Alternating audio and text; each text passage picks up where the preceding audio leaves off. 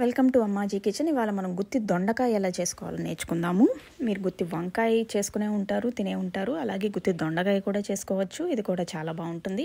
First masala ఎలా చేసుకోవాలో చూద్దాము. దీనికి కొంచెం ఎండు కొబ్బరి, కొంచెం క్యాష్యూస్, కొంచెం వేరుశనగపప్పులు, కొన్ని గసగసాలు తీసుకుని వాటిని కొంచెం వాటర్ వేసి గ్రైండ్ చేసుకుని పేస్ట్ లాగా చేసుకోవాలి. అందులో కొంచెం ఉప్పు, పసుపు, కారం వేసి మిక్స్ చేసుకుని పేస్ట్ లాగా చేసుకోవాలి. తర్వాత మనం దొండకాయల్ని ఫ్రెష్గా చక్కగా కడుక్కొని వాటిని ఇలా నిలువుగా చీల్చుకోవాలి. గుత్తి వంకాయ ఎలా చేస్తామో అలాగే ఇది ఒక చీలిక ఇలా చేస్తే చాలు. అందులో మనం చేసుకున్న మసాలాని స్టఫ్ చేసి పక్కన పెట్టుకుందాము.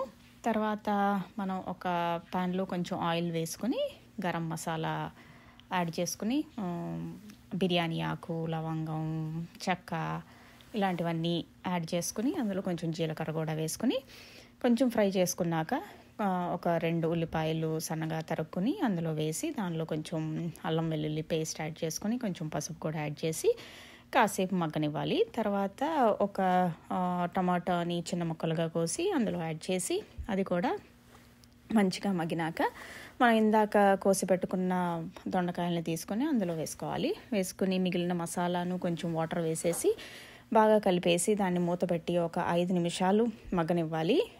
5 నిమిషాల తర్వాత ఒకసారి చెక్ చేసుకుని అవి మెత్తగా అయ్యేమో చూసుకోవచ్చు. ఒకవేళ మనకు కావాల్సిన కన్సిస్టెన్సీ రాకపోతే ఇంకో 2 నిమిషాలు ఉడికించుకోవచ్చు. ఫైనల్గా కొంచెం గరం మసాలాను, కొత్తిమీర వేసుకొని కలిపేసుకుంటే మనకి గుమగుమలాడే గుత్తి దొండకాయ రెడీ అయిపోతుంది. ఇది మనం చపాతీ తినచ్చు, రైస్తో తినచ్చు. మేమైతే పలావ్తో కూడా ట్రై చేసామండి. దాంతో కూడా చాలా బాగుంది. సో మీరు కూడా ట్రై చేసి ఎలా ఉందో కింద కమెంట్స్లో చెప్పండి అండ్ మా ఛానల్కి సబ్స్క్రైబ్ చేయండి.